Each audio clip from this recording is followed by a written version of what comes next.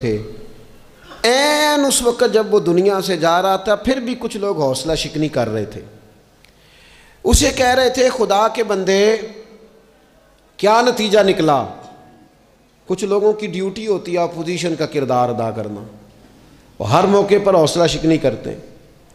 अब उस पर आखिरी वक्त आ गया है, बावजूद उसके कुछ लोगों ने जाके कहा, क्या नतीजा निकला जी, तेरे ऊपर मौत का वक्त आ गया है, तू ऊपर तक तो जा नहीं सका, फ़ायदा क्या हुआ। वो कहने लगा, बेवकूफ़ो तुम्हें पता ही नहीं मैं कामयाब होके जा रहा हूँ। उन्होंने कहा किस तरह। कहने लगा, मैंने आधा सफ़र आसान कर दिया है, अब जो मेरे बाद आएगा ना उसे सिफर से नहीं शुरू करना पड़ेगा, मैंने आधा सफ़र उसके लिए आसान कर दिया। वो तीसरे पहाड़ से शुरू करेगा और 2 काटेगा तो जड़ी बूटी तक पहुँच जाएगा, लोगों को शिफा होने लगेगी अल्लाह के फजल से। हम पता क्या करते हैं, बिलखुसूस मेरे वतन का रिवाज ये है कि लोग आधा सफ़र भी आसान करने को तैयार नहीं। वो कहते नहीं सारा ही फलाना करेगा। जितने अंबिया दुनिया में आए ना मेरे दोस्तों, वो सारे कामयाब गए, लेकिन किसी के साथ 4 उम्मती, किसी के साथ 10, किसी के साथ 100, किसी के साथ 200, लेकिन नबी कामयाब गए। क्यों? कि अल्लाह ताला ने जो उनके ज़िम्मे ड्यूटी लगाई थी, वो ड्यूटी उन्होंने पूरी ज़िम्मेदारी से सर अंजाम दिए। उस ड्यूटी में उन्होंने कभी कोई कमी दिखाई तो अपनी ज़िंदगी में जद्दोजहद करें, काम करें, बैठकर सिर्फ बात ना करें, तनकीद ना करें, बैठकर सिर्फ मनसूबा बंदी ना करें। और मेरे मुल्क में बिलखुसूस ये काम होता है, तबसरे करो, चैनल खोलो, तनकीद करो, अंदर की खबर लेके आओ, कोई कहानी सुनाओ, कोई नई स्टोरी बनाओ, लेकिन काम ना करो।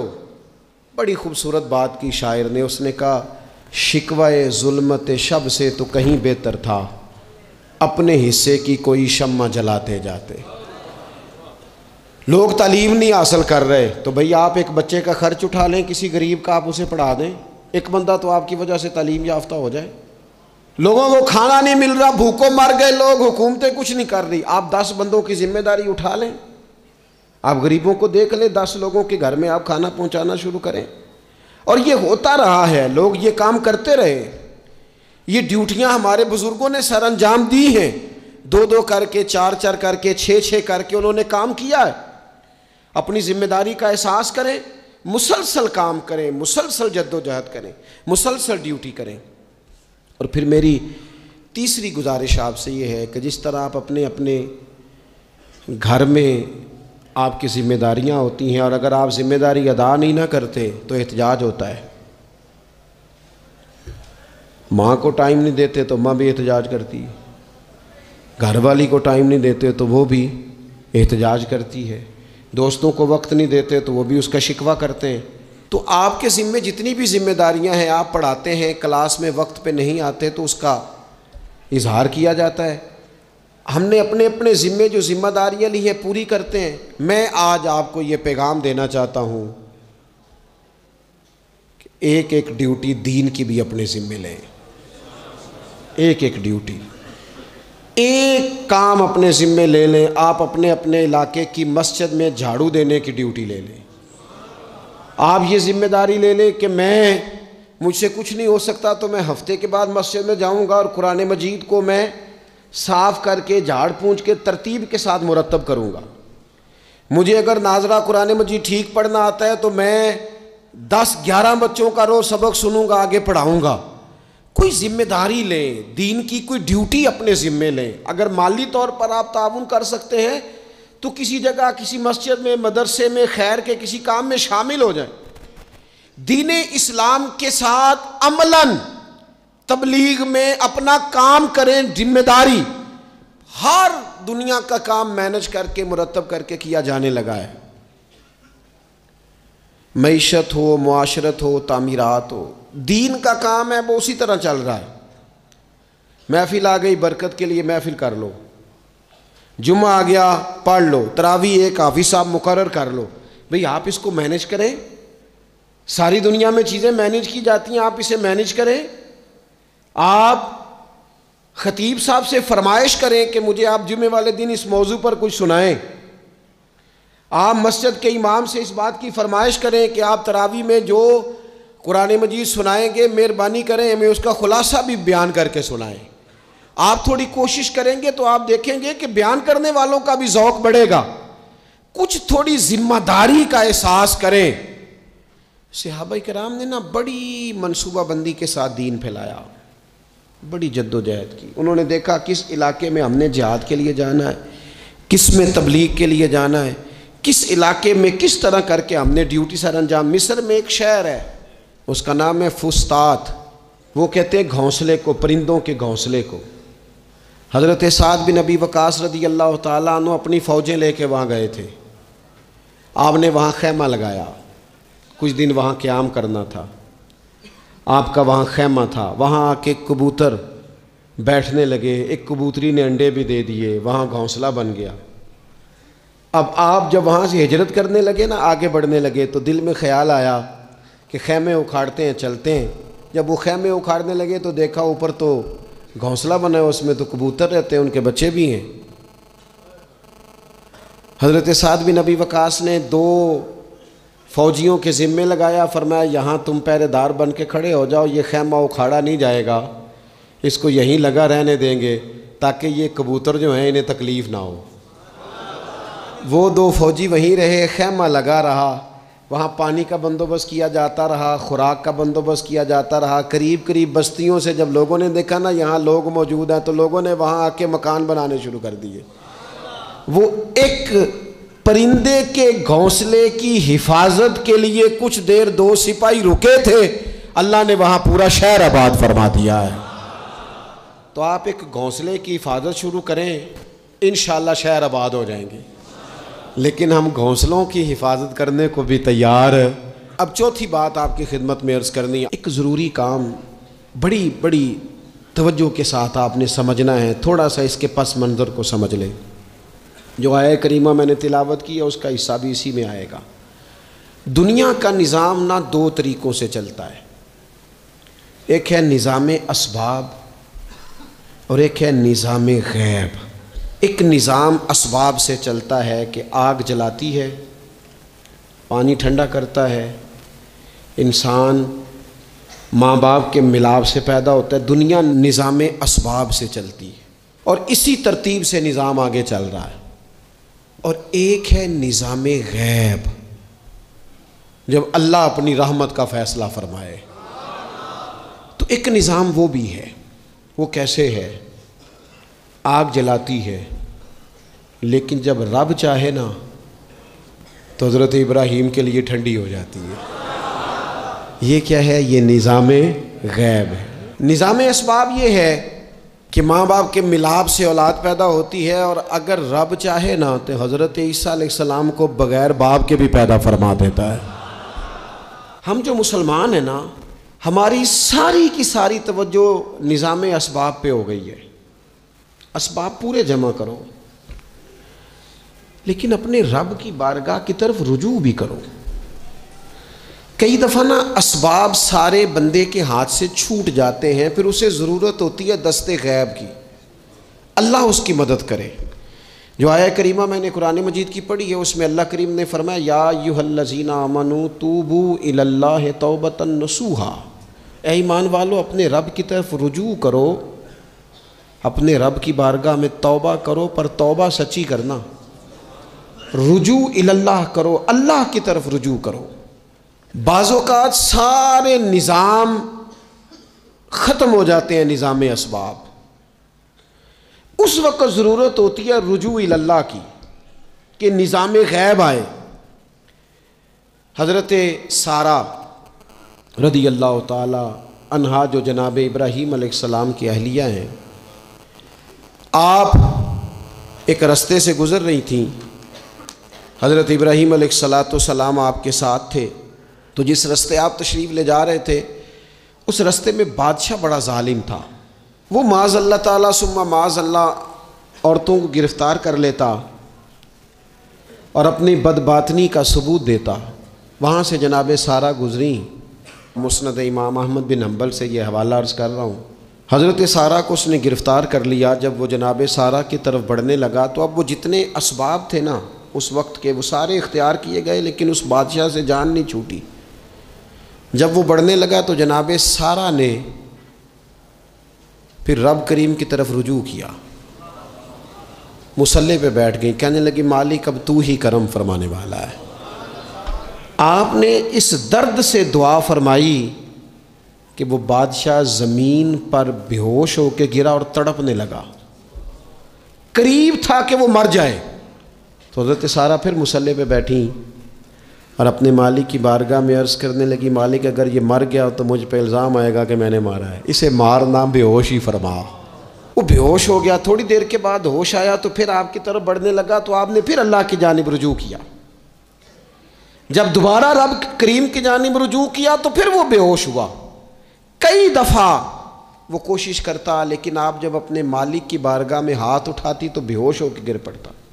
बिलाखिर आपसे माफ़ी भी मांगी, आपको आज़ाद भी किया। एक वक्त ऐसा आता है जब सारे असबाब जवाब दे जाते। हम मुसलमान मुल्क में रहते हैं, कुछ बातें बड़ी खूब हैं। मैंने देखा है कि डॉक्टर जब समझ आता है ना कि रिपोर्ट्स, अद्वियात, टेस्ट अब इस नतीजे पे पहुंच गए हैं कि शायद ये मरीज़ बचेगा ना, तो चूँकि मुसलमान मुल्क है तो मेरे वतन के डॉक्टर एक ख़ूबसूरत जुमला बोलते हैं, मुझे बड़ा पसंद है। वो ये नहीं कहते अब कुछ नहीं हो सकता, वो कहते हैं आप दुआ करें। क्या मतलब कि अब रुजू इल्लाह का वक्त आ गया है। हमारे पास जो शऊर था, इल्म था, वो हमने खर्च कर दिया। अब टाइम है कि रुजू इल्लाह करें, आप अल्लाह की बारगाह। ये बड़ा खूबसूरत जुमला है, अच्छी बातों का भी तो जिक्र करना चाहिए ना। ये खूबसूरत जुमला है कि आप दुआ करें। एक वक्त आता है जब दुआ की ज़रूरत होती है, दस्ते गैब की ज़रूरत होती है। नबी पाक अलैहिस्सलाम 313 को लेके जब मैदान में आए थे तो ज़ाहिरी असबाब तो ये थे कि 1000 से मुकाबला कैसे होगा।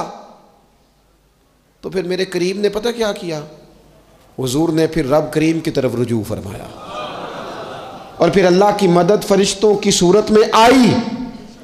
एक खातून थी हज़रत ज़ुनैरा रदी अल्लाह ताला अन्हा, ये सहाबियाँ हैं, ये मुसलमान हो गई। कुफार ने इन्हें मारा, तकलीफ़ थी, बड़ी अज़ियत से गुजरी, यहाँ तक कि इनकी बेनाई चली गई। जब नज़र आना बंद हो गया ना तो दौर था मक्के का, कुफार की औरतों ने माज़अल्लाह ताना दिया कि देखा ना लात व मनात, ये उनके बुतों के नाम है, माज़अल्लाह लात व मनात तेरी नज़र ले गए, अब तू क्या करेगी। तो उन्होंने जब ये ताना दिया तो जनाब ज़ुनैरा रदी अल्लाह ताला अन्हा ना ईमान, अकीदा, यकीन, तवक्कुल, अल्लाह की बारगाह की तरफ रुजू, सारे हौसले जमा करके कहने लगी चुप करो, अगर मेरा रब चाहेगा तो उसी तरह मेरी आंखें वापस लौटा देगा, पूरे तवक्कुल से।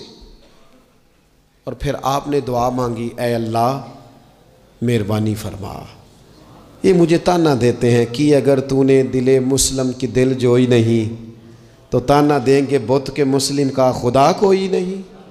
मालिक मेहरबानी फरमा। वो रुजू इल्लाह किया, रात को सोई थी तो आंखों में रोशनी नहीं थी, जब सुबह उठी तो दोनों आंखों को अल्लाह ने रोशन फरमा दिया था। मैं अर्ज कर रहा हूं कि वक्त है हमारे ऊपर कि अब हमें अपने रब की बारगाह की तरफ रुजू करना चाहिए। जब बंदा अल्लाह की जानिब रुजू करता है ना, नबी पाक अलैहिस्सलाम ने फरमाया जब तुम इस्तिग़फ़ार करते हो ना तो अल्लाह हर मुश्किल से निकलने के लिए तुम्हें रास्ता अता फरमाता है, और अल्लाह तुम्हें वहाँ से रिज़्क़ अता करता है जहाँ से तुम्हारा कभी गुमान भी नहीं गया होता। कभी ना तवज्जो करें, जब पूरी तरह टूट जाए ना फिर तवज्जो करें रब की जानिब। जब पूरी कोशिश करें काम ना हो तो फिर बैठ जाएं अपने मालिक की बारगाह में, मालिक असबाब जमा कर लिए, अब तो मदद फरमा। जब पूरी तरह हज़रत इब्राहीम अलैहिस्सलाम के पास मेहमान बड़े आया करते थे, मेहमान नवाज भी बड़े थे, बग़ैर मेहमान के खाना ही नहीं खाते थे, बड़े मेहमान नवाज थे। तो कहत पड़ गया मिस्र में गल्ला ही नहीं मिलता। हज़रत इब्राहीम का एक दोस्त था, आप फ़लस्तीन में थे, वो मिस्र में था। आपने उसके पास ऊँट भेजे कि 4-5 ऊँटों पर गल्ला अनाज रख के मुझे रवाना कर ताकि मैं अपने जो मेरे पास मेहमान जमा है उनको खाना तो दे सकूं। वो ऊँट रवाना हो गए। हज़रत हकीमुल उम्मत मुफ्ती अहमद यार खान साहब रहमतुल्लाह लिखा है, चले गए ऊँट। अब मेहमान जमा हैं, उनको भी खबर दे दी गई है कि आप फ़िक्र न करें, गल्ला मिस्र से आने लगा है, खाना मिलेगा। लेकिन जब वहाँ उठ गए तो उन्होंने कहा, कहत चूँकि बहुत ज़्यादा था, अनाज सारी हम तकसीम कर चुके हैं, अब तो हमारे पास गल्ला नहीं है। वो खाली आ गए वापस। जब वो खाली वापस आ रहे थे ना ऊँट, तो जो आपके खुदाम लेने गए थे उनके दिलों में ये ख्याल आया कि हम अगर खाली वापस जाएंगे तो वो जो मेहमान हैं वो देखेंगे तो वो तो बड़ी आस उम्मीद लगाए बैठे हैं कि हमें आज खाना मिलेगा, तो वो तो बेचारे मायूस हो जाएंगे। उन्होंने इस तरह किया कि रास्ते में कुछ रेत भर ली उन बोरियों में और ऊँटों पे उनको रख लिया, ताकि फिर जाके हज़रत इब्राहीम से अर्ज़ करेंगे, वो ख़ुद ही लोगों को समझा देंगे, ऐसे खाली ऊँट ले जाना बेहतर नहीं। हज़रत हकीमुल उम्मत रहमतुल्लाह अलैह लिखते हैं कि हज़रत इब्राहीम अलैहिस्सलाम आराम फरमा थे। खुदाम ने जाके अंदर जहाँ वो सामान रखा जाता था वहाँ रेत से भरे हुए बोरिए रख दिए, वो चले गए। हज़रत इब्राहीम की ज़ौजा जनाब हाजरा उठी, उन्होंने कहा मैं मुंह खोलती हूँ, गले का गंदम पीसती हूँ, खाना बना के देती हूँ। जब उन्होंने मुंह खोला ना उसका, बोरी का, तोड़े का, उस बोरिए का, तो कहती हैं इतनी बेहतरीन गंदम निकली कि मैंने ज़िंदगी में कभी नहीं देखी थी। पीसी गई, पकाई गई, खाना चलने लग गया। हज़रत इब्राहीम अलैहिस्सलाम बेदार हुए, देखा लंगर चल रहा है, मखलूक खुदा खा रही है। दुनिया आवे ते खा खा जावे, ते राज़ी होवे बुल्ला, लोग खा रहे हैं, चल रहा है सिलसिला। तो हज़रत हाजरा, वो ख़वातीन घर में कुछ चीज़ आए ना तो कहती हैं इस दफ़ा चावल बड़े अच्छे आए, इस दफ़ा गंदम बड़ी अच्छी आई, या आटा पिस के आया, ये बड़ा उम्दा है।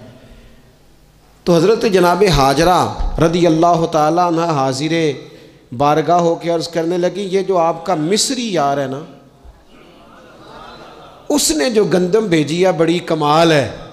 तो हज़रत इब्राहीम तो जानते थे बात को, फरमाने लगे ये मेरे मिस्री यार ने नहीं भेजी, ये मेरे अरशी यार ने भेजी है, ये अरशी यार ने भेजी। और वो जब भेजता है तो कमाल भेजता है, वो जब अता करता है तो बेहिसाब ही अता करता है। ओ मेरे दोस्तों, उम्मत को ज़रूरत है इस वक्त दस्ते गैब की। पाकिस्तान कभी ना बनता अगर अल्लाह ताला की गैबी ताकतें मदद ना फरमाती। पाकिस्तान कभी ना बचेगा अगर खुदा की मदद शामिल हाल ना होगी। हमें इज्तिमाई तौर पर रुजू इल्लाह करना है। हमारे जितनी इनफरादी मुश्किलात हैं, हम किसी तकलीफ़ में, दुख में मुब्तला हैं, अल्लाह की तरफ रुजू करें, अपने रब की बारगाह की तरफ रुजू करें। और जो हमारे इज्तिमाई मसाइल हैं उनमें भी अल्लाह की बारगाह की तरफ रुजू करें। जब हम ये रुजू करेंगे मालिक के हुजूर, तो फिर अल्लाह हमारे लिए रास्ते वाज़े फरमाएगा। ये रुजू किस तरह किया जाए? मैंने अपने साथियों के ज़िम्मे बिलखुसूस जो यहाँ खानका शरीफ से वाबस्ता हैं, वो अगर समझेंगे मैं हुक्म दे रहा हूँ तो इसको हुक्म समझ लें, और बाकी अगर अहबाब मेरी बहुत ज़्यादा दर्दमंदाना गुजारिश समझें तो ये मेरी गुजारिश समझ लें। 5 वक्ता नमाज के साथ कुछ थोड़ी सी इबादत रात की ज़रूर शुरू फरमाएं। 2 रकत हो जाए, लेकिन रात को तन्हाई में अपने रब की बारगाह में इबादत के लिए ज़रूर हाजिर। हज़रत अब्दुल्ला इब्न उमर रदी अल्लाह ताला अन्हु फरमाते हैं कि मगरिब की नमाज़ पढ़ के कुछ लोग घर चले गए, हम लोग बैठ गए कि थोड़ा सा तो टाइम है, इशा पढ़ के ही जाएंगे। फरमाते हैं अल्लाह के महबूब अलैहिस्सलाम भी तशरीफ़ ले गए। थोड़ी देर के बाद महबूब इस तेज़ी से तशरीफ़ लाए कि मुक़द्दस सांस फूला हुआ महसूस हो रहा था। हमने अर्ज़ की या रसूलल्लाह हमारे माँ बाप कुर्बान, क्या हुआ? तो महबूब फरमाने लगे क्या कर रहे हो?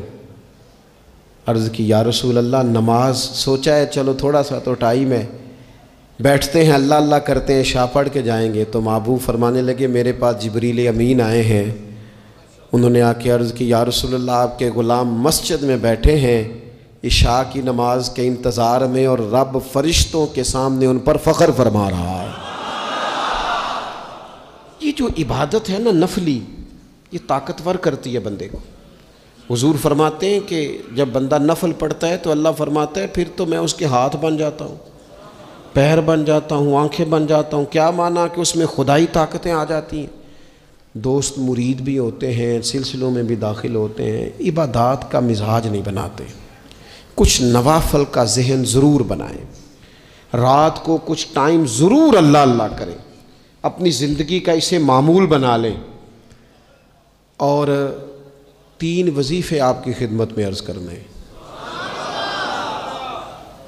सख्त मुश्किल जब आती थी ना तो सहाबा पढ़ा करते थे हस्बुनल्लाहु व निअमल वकील, निअमल मौला।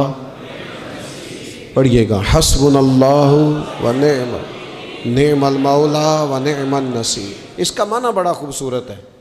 बिल्कुल सादा सा मुख्तसर सा माना करें ना तो इसका माना ये है मेरे लिए अल्लाह ही काफ़ी है, अल्लाह मेरा मददगार है, अल्लाह बेहतरीन मददगार है, अल्लाह बेहतरीन किफ़ायत करने वाला है। इस वजीफ़े को नहीं छोड़ें और इसके माना समेत इसको याद रखें।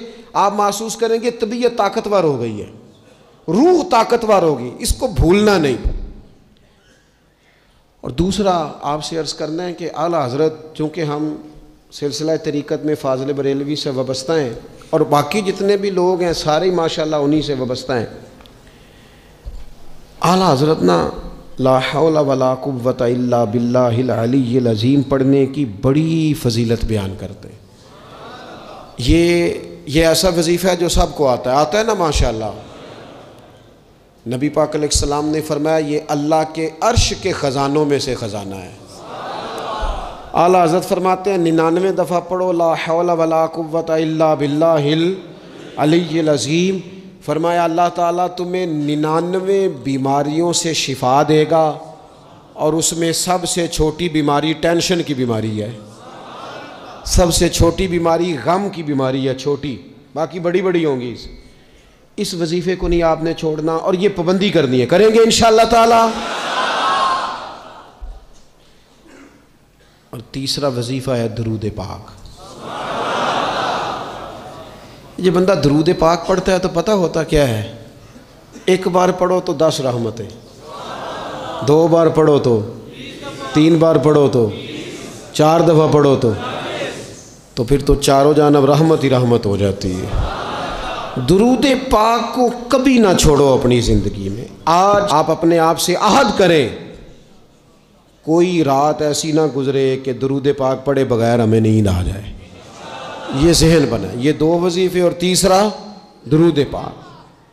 चौथी बात आपकी खिदमत में ये अर्ज़ करनी है कि रमज़ान शरीफ आ गया है। रमज़ान शरीफ का कुरान पाक से इसलिए गहरा ताल्लुक़ है कि शहरु रमज़ान अल्लज़ी उन्ज़िल फ़ीहिल कुरान, रमज़ान का वो महीना है जिसमें अल्लाह ने कुरान नाजिल फरमाया है। इस माह मुक़द्दस में कुरान मजीद के साथ इस तरह की दिलचस्पी पैदा करें कि जिनका नाजरा ठीक नहीं है वो कुरान मजीद नाजरा ठीक करें, और जिनका नाजरा दुरुस्त है वो कंजुल ईमान ले लें, ख़ज़ाइनुल इरफ़ान तफसीर ले लें, और एक रुकू कम से कम सुबह में, एक शाम में, और पूरा पारा पढ़ें, फिर तो लुत्फ़ नसीब हो जाएगा। थोड़ा सा ना दिलचस्पी पैदा करें कुरानी उलूम के साथ। बड़ी खुशकी है, बड़े शेर याद हैं, बड़ी कहानियाँ याद हैं, बड़ी बातें याद हैं, पर कुरान पाक के साथ हमारी वो दिलचस्पियाँ मौजूद। ख़ास ज़ौक़ पैदा करें कुरानी तालीमात के साथ।